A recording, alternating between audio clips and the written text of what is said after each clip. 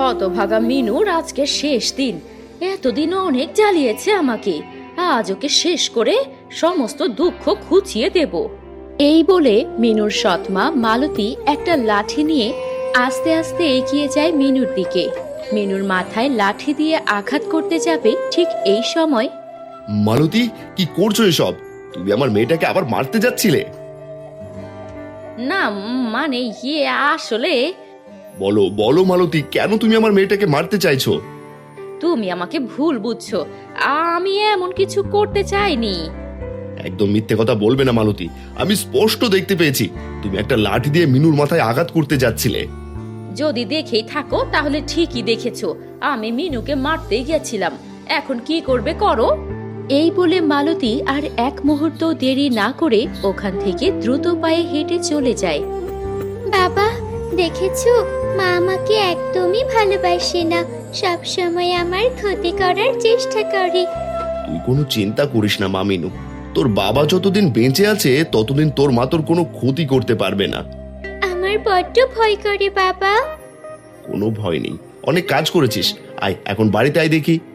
কাজের কারণে মোহন বেশিরভাগ সময়ই বাড়ির বাইরে থাকে। এই সময় মিনুর উপর বেশি অত্যাচার করে ওর সৎমা। মোহন মিনুকে বাড়িতে রেখে কাজে বেরিয়ে যায়। কিরে মিনু, তুই বাড়িতে ফিরে এলি যে? এতগুলো বাসন মাজা শেষ হয়ে গেল? না, বাবা বলল আমাকে আর এখন কাজ করতে হবে না, তাই ফিরে এলাম। তোর বাবা বললো আর অমনি তুই ফিরে এলি? কাজ না করলে তোকে বসিয়ে বসিয়ে কে খাওয়াবে শুনি?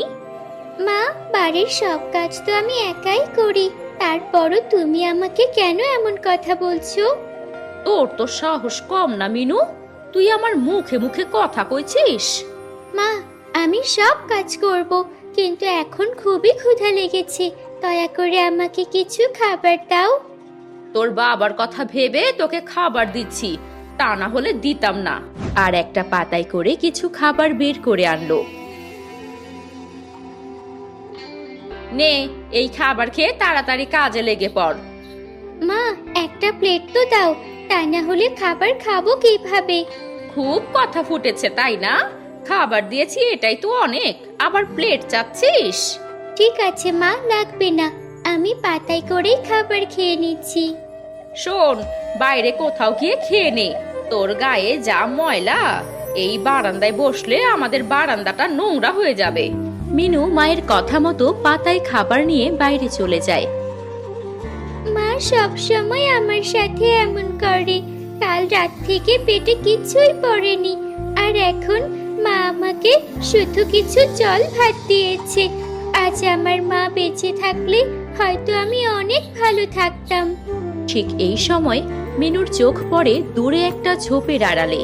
মিনু দেখতে পায় সেখানে একটা কালো রঙের বাটি পড়ে আছে। আরে, ওই ঝোপের ভিতর একটা বাটি হলো কোথা থেকে? দেখি তো। মা আমাকে প্লেট দেয়নি তো কি হয়েছে, আমি এই বাটিটা পেয়ে গেলাম, এতে করেই আমি এখন খাবার খাবো। মিনু কথাটা বলতে না বলতেই হঠাৎ তার বাটির জল ভাত পরিবর্তন হয়ে মাছ মাংস হয়ে যায়। মিনু এই দেখে ভীষণ অবাক হয়। এ আমি কি দেখছি? এটা স্বপ্ন নয় তো? বাটিতে জল ভাত রাখার সাথে সাথে সেটা পরিবর্তিত হয়ে মাছ মাংস হয়ে গেল কি করে? এইদিকে মোহন নিখিলের জমিতে কাজ করছে।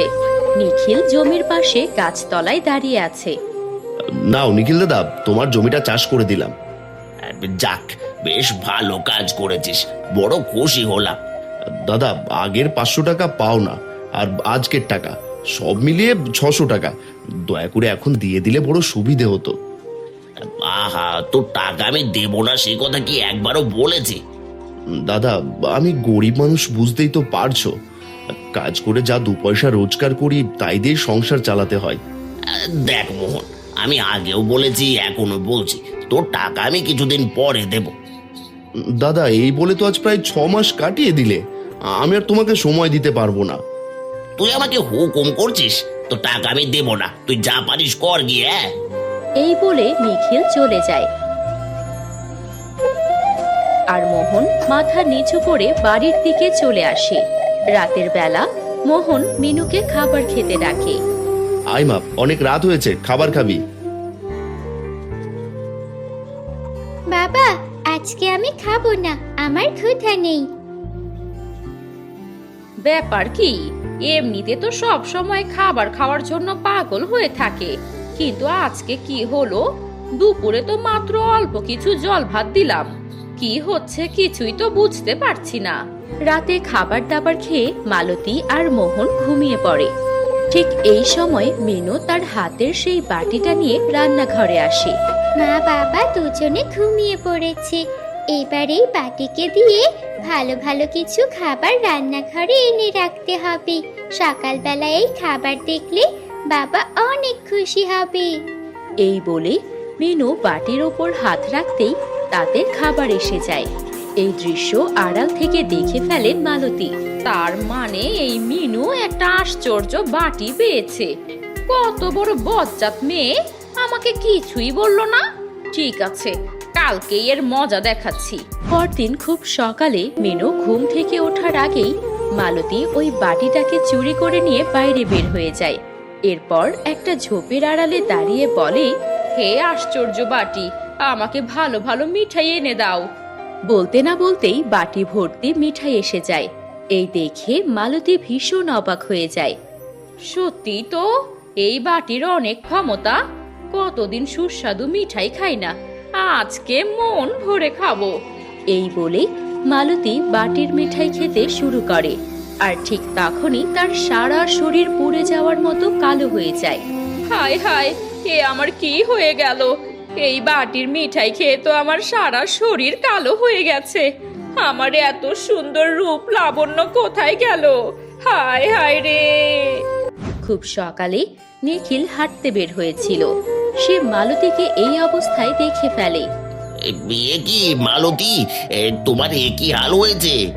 আর বলো না দাদা, এটা একটা আশ্চর্য জাদুর বাটি। মিনু এই বাটি থেকে খাবার এনে বেশ মন ভরে খেয়েছে, কিন্তু আমি খেতেই আমার পুরো শরীর কালো হয়ে গেছে। এসব বিষয় তোমরা বড়ই কাঁচা। তুমি বরং বাটিটা আমাকে দিয়ে দাও, আমি এটাকে ব্যবহার করি। না গো দাদা, এমন একটা বাটি তো আমি এমনি এমনি দিতে পারি না। ঠিক আছে, আমি এই বাটিটার জন্য তোমাকে 200 টাকা দিচ্ছি, তুমি বাটিটা আমাকে দিয়ে দাও। এই মোহন দাদা তো বেশ বোকা আছে, এমন একটা বিদঘুটে বাটির জন্য 200 টাকা খরচ করবে। আর দেরি করা ঠিক হবে না, এখনই আমি রাজি হয়ে যাব। মালতী নিখিলকে বাটিটা দিয়ে দিল, আর নিখিল এর বিনিময়ে 200 টাকা দিল। নিখিলের কথায় এবার বাটিতে কোনো খাবারই এলো না, উল্টো তার হাত থেকে বাটিটাই গায়েব হয়ে গেল। সেই সাথে তার পুরো শরীর মালতীর মতো কালো হয়ে গেল। হাই হাই, আমার তো সর্বনাশ হয়ে গেছে। এখন আমি কি করব, কিভাবে মুখ দেখাবো? এই সময় মোহন বাড়ির ভেতর থেকে বের হয়ে আসে আর দেখতে পায় নিখিল ও মালতী দুজনেই কালো হয়ে আছে। এ কি, এ তোমাদের কি হয়েছে? সর্বনাশ হয়ে গেছে, তোমার মেয়ের আশ্চর্য বাটি ব্যবহার করে আমাদের এই অবস্থা। সেই সাথে বাটিটাও গায়েব হয়ে গেল। ঠিক এই সময় বাড়ির ভেতর থেকে ছুটতে ছুটতে আসে মিনু, তার হাতে বাটিটা ধরা। বাবা দেখো, আমি বাটিটা পেয়ে গেছি। ঠিক যেই জায়গায় যেখানে আমি গত রাতে রেখেছিলাম বাটিটা, সেখানেই পেয়েছি। এবার আমি সবকিছু স্পষ্ট বুঝতে পারছি। এই বাটিটা শুধুমাত্র মিনুর জন্যই। যারা অসৎ উদ্দেশ্যে ওর কাছ থেকে এটা নিয়ে নেবে, তাদেরই তোমাদের মতো বিপদে পড়তে হবে। আমাকে ক্ষমা করে দে মা মিনু, এতদিন আমি তোর সাথে অনেক খারাপ ব্যবহার করেছি, যার শাস্তি আজকে পেতে হয়েছে। তুমি নিজের ভুল নিজে বুঝতে পেরেছো, এটাই অনেক। ভাই মোহন, আমি তোমার টাকা নিয়ে অনেকদিন ঘুরিয়েছি, হয়তো এটা তার শাস্তি। আমি আজকে তোমার সব টাকা শোধ করে দেব। তোমরা যখন নিজেরাই নিজেদের ভুল বুঝতে পেরেছো, তখন শীঘ্রই হয়তো তোমরা স্বাভাবিক রূপে ফিরে আসবে। 2 দিনের ভেতরেই মালতী আর নিখিল তাদের আসল রূপে ফিরে এলো।